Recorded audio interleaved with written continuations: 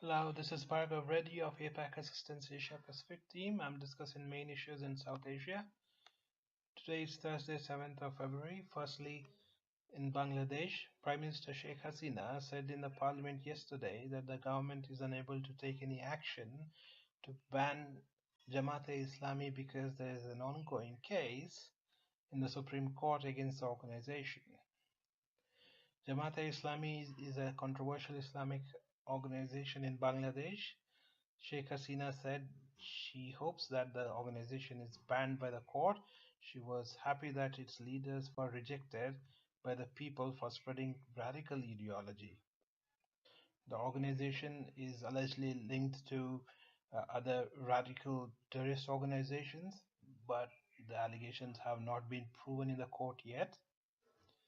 Jamaat-e-Islami was denotified as a political party by the Election Commission last year.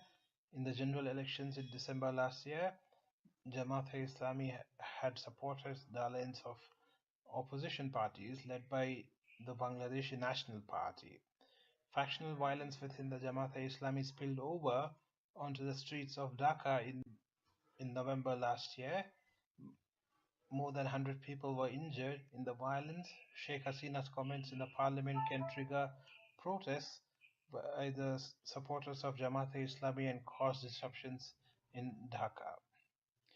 In Pakistan, yesterday the Supreme Court of Pakistan closed the case on Faizabad sit-in protests in 2017. The court has directed the government and the law enforcement agencies to prosecute any organization which issues an edict or a religious fatwa that promotes violence or puts people in harm's way. The Supreme Court had initiated the case after the protests by the religious groups, including Tehreek-e-Labbaik, which caused disruptions in Islamabad and other major cities. The religious groups were protesting a change in election rules and oath administered to elected members of National Assembly, which they deemed anti-Islam. The Supreme Court verdict criminalized the practice of issuing fatwa by religious leaders and requires the government to prosecute them. The verdict can potentially trigger nationwide unrest by the religious leaders if the government prosecutes their leaders.